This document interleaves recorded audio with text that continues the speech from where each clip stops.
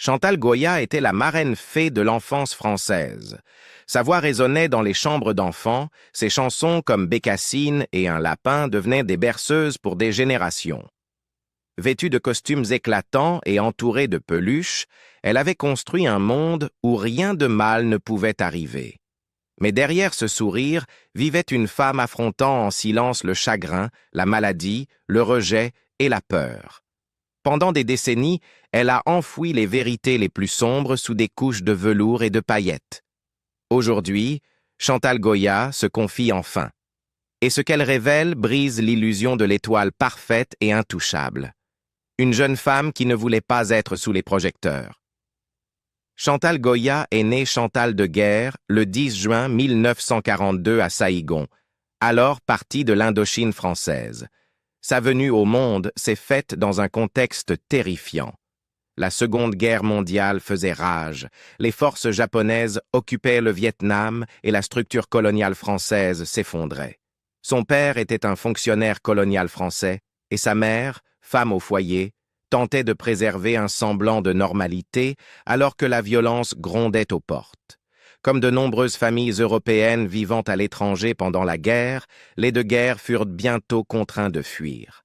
Chantal n'était qu'un tout petit lorsque la famille quitta Saïgon pour s'installer en France, un pays encore traumatisé par l'occupation nazie. La famille s'installa d'abord dans le village de Dreux avant de déménager dans la région de Poissy, en Île-de-France. Malgré la quiétude apparente de la campagne française d'après-guerre, Chantal vécut une enfance marquée par une vie familiale fragmentée. Le mariage de ses parents était tendu et la sécurité financière précaire. Son père, autrefois homme d'autorité en Indochine, peinait à s'adapter à une existence diminuée dans un monde post-colonial. Cette perte de statut nourrissait une tension silencieuse au sein du foyer, une impression d'avoir appartenu à quelque chose de plus grand qui s'était désormais évanoui. Elle fréquenta une école catholique où la discipline était rigoureuse et les émotions mal vues. Chantal, fille sensible et introvertie, apprit très tôt à dissimuler son malaise sous une politesse maîtrisée. Elle excellait en littérature et en histoire, attirée davantage par les mots que par la musique, fascinée par le pouvoir du récit. « Je n'étais jamais celle qui parlait fort », confia-t-elle des décennies plus tard dans une rare interview. « J'aimais observer et écrire. » Son rêve était de devenir reporter de guerre, voyager à travers le monde pour documenter la vérité.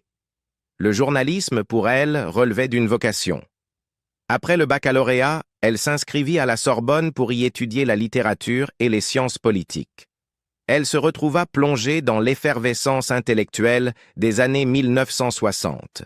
Les manifestations, la nouvelle vague, les idées radicales et l'odeur de révolution dans les cafés enfumés. Mais contrairement à ses camarades, Chantal ne se laissa pas emporter par le tumulte. Elle restait en retrait, l'observatrice discrète dans un coin, carnet à la main. C'est lors de l'un de ces rassemblements qu'elle rencontra Jean-Jacques Debout en 1964. Il était tout ce qu'elle n'était pas, extraverti, théâtral, débordant d'ambition musicale. Déjà reconnu dans le monde de la pop française pour ses collaborations avec Johnny Hallyday et Sylvie Vartan, Debout fut immédiatement fasciné par l'élégance fragile de Chantal. Il la convainquit de chanter, bien qu'elle n'ait jamais reçu de formation. D'abord réticente, chanter en public la terrorisait, elle finit par céder à l'insistance de Debout.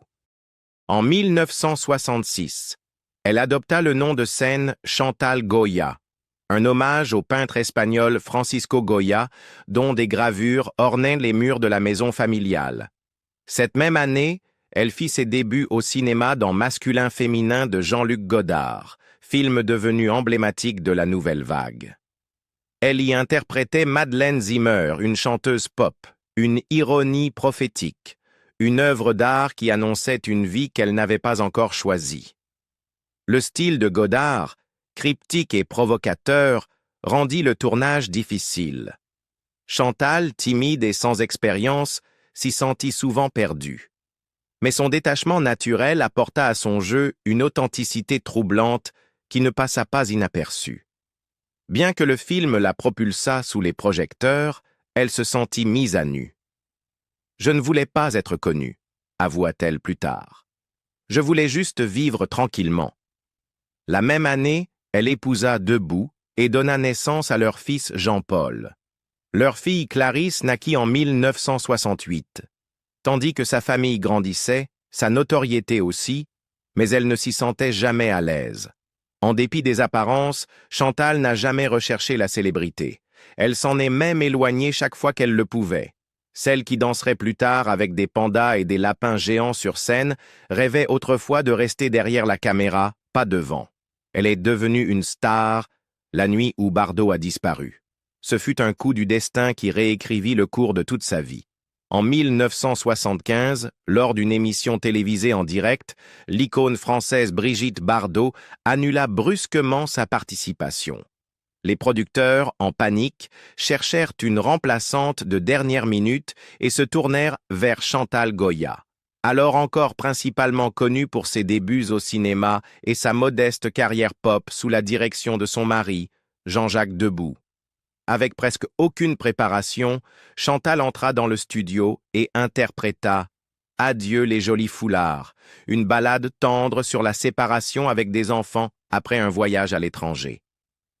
La chanson, à l'origine écrite pour évoquer les sentiments doux amers des enseignants revenant de mission outre-mer, avait une mélodie douce et des paroles simples.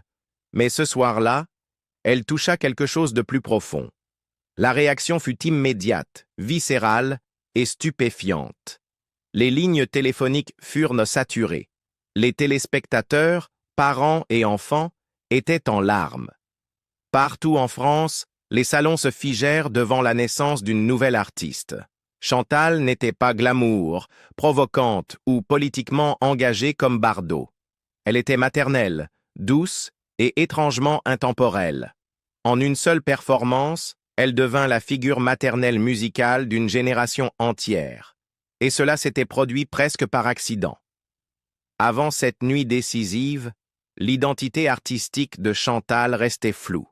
Ses premières chansons pop comme « C'est bien Bernard » et « Une écharpe, une rose » avaient attiré une attention modérée, mais elle était souvent éclipsée par les filles yé-yé, plus commerciales et plus scintillantes de l'époque.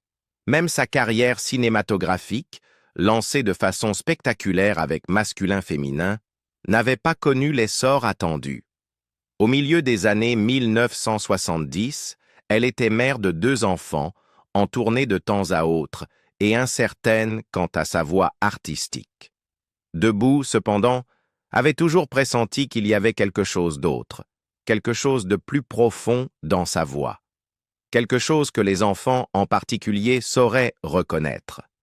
Le succès accidentel de « Adieu les jolis foulards » marqua un tournant décisif. Du jour au lendemain, Chantal Goya ne fut plus une chanteuse pop en difficulté ou la muse des cinéastes intellectuels. Elle fut reconvertie en figure de conte de fées, une femme qui chantait pour les enfants, aux enfants, presque comme une enfant elle-même. Le public en voulait plus, et elle et Debout répondirent à l'appel. Ensemble, ils bâtirent un nouvel univers musical, mi-théâtre, mi-rêverie. Debout composait les chansons, Chantal leur donnait vie. Leur spectacle, à commencer par La Forêt magique en 1978, devinrent de plus en plus élaborés. Peluches géantes, légumes chantants, héros de contes, chaque spectacle était une fantaisie méticuleusement conçue. Ces personnages, Marie-Rose, Bécassine, Pandi Panda, devinrent des icônes nationales. Les billets se vendaient en un clin d'œil. Les parents faisaient la queue avec des poussettes. Des écoles entières venaient assister aux représentations en groupe, mais derrière les chansons joyeuses et les lumières vives de la scène, une transformation plus subtile s'opérait. Une transformation que Chantal vivait en silence. Elle ne faisait plus seulement semblant d'être un personnage. Elle était ce personnage. Les médias français la surnommèrent la chanteuse pour enfants. Et dès lors, on attendit d'elle qu'elle reste figée dans ce rôle. Toujours souriante, toujours réconfortante, toujours innocente.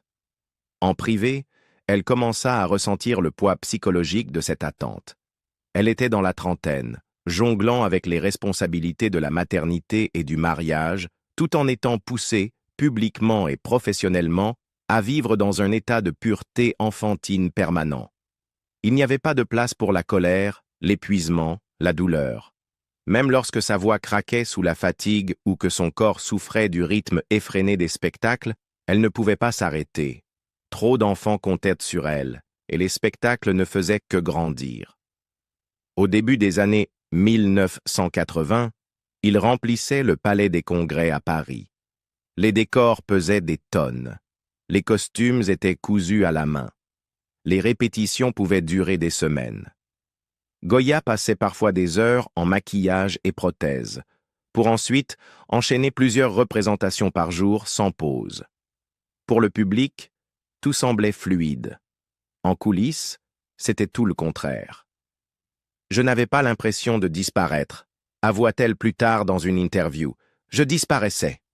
La vraie Chantal, réfléchie, introvertie, encore secrètement passionnée de journalisme, s'effaçait sous les couches de tissu pastel et de papier mâché. Et pourtant, elle continua. Non pas parce qu'elle aimait la célébrité, mais parce qu'elle comprenait ce que cela représentait pour les enfants. Parce qu'elle se souvenait de ce que cela signifiait de se sentir abandonnée, et qu'elle s'était promis qu'aucun enfant qui la verrait ne ressentirait jamais la même chose. Derrière les paillettes, une famille se désintégrait. Alors que Chantal Goya illuminait les scènes de France avec ses mascottes géantes, ses paroles joyeuses et une voix devenue synonyme de réconfort et de nostalgie, sa vie familiale se fissurait sous le poids de tout cela. Le monde voyait la fantaisie colorée, les châteaux en carton, les costumes d'animaux, l'artiste rayonnante en robe de Marie-Rose. Mais derrière le rideau pailleté, quelque chose de bien plus douloureux se jouait. Jean-Jacques Debout n'était pas seulement son mari. Il était le créateur du personnage de Chantal Goya, le compositeur de chaque chanson qui avait fait d'elle une icône et l'homme qui avait un jour déclaré « Je veux construire un monde où les enfants peuvent rêver ». Pendant des décennies, ils avaient travaillé côte à côte, Jean-Jacques écrivant et produisant, Chantal donnant vie à ses idées. Mais leur lien, à la fois romantique et créatif, était complexe. Vivre ensemble, travailler ensemble, élever des enfants ensemble et vieillir ensemble sous les feux constants de la rampe ne laissait que peu de place à la légèreté. À l'approche des années 1990, les pressions augmentèrent. Les spectacles du couple, bien qu'adorés, coûtaient une fortune à produire et à faire tourner. Des erreurs de gestion, des maladresses administratives et l'évolution des goûts du jeune public firent que, malgré les ventes de billets, l'argent vint à manquer. Chantal se mit à gérer de plus en plus la partie administrative, signer des contrats, superviser la logistique, des rôles qu'elle n'avait jamais désirés, mais qu'elle dut accepter pour que leur empire survive. Puis vint un diagnostic dévastateur. Jean-Jacques, après des années de fatigue et de santé déclinante, apprit qu'il souffrait d'un cancer de la prostate.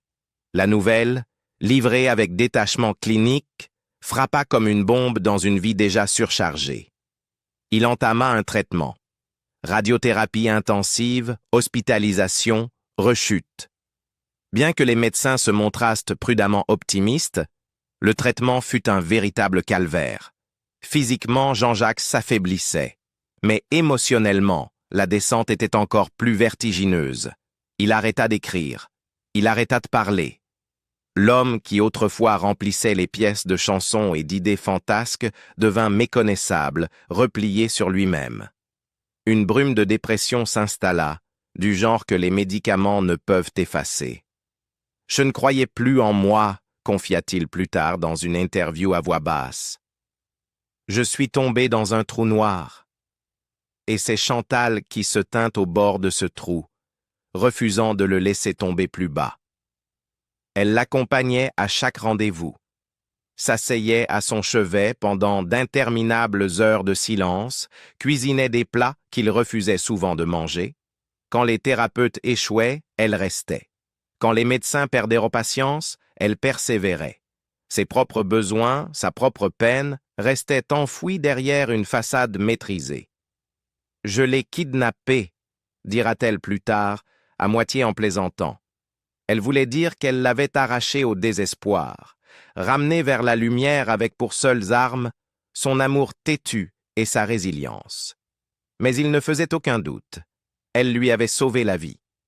Pendant ce temps, elle continuait de se produire. Toujours en costume, toujours sur scène dans des salles combles, toujours souriante en chantant chaque couplet de « Allons chanter avec Mickey ». Pour le monde, elle était la même Chantal, éternelle, douce, intemporelle. Personne ne voyait l'effondrement silencieux en coulisses. Personne ne demandait si elle allait bien. Ses enfants avaient grandi, chacun suivant son propre chemin, mais la maison semblait plus vide que jamais. Elle rentrait chez elle après avoir chanté pour des milliers de spectateurs, pour s'asseoir seule dans la cuisine, se demandant si l'homme à l'étage parlerait ce jour-là. Sa voix, si joyeuse sur scène, commençait à porter des fêlures à huis clos. Et pourtant, elle continua. Car s'arrêter aurait signifié admettre à quel point tout était devenu fragile.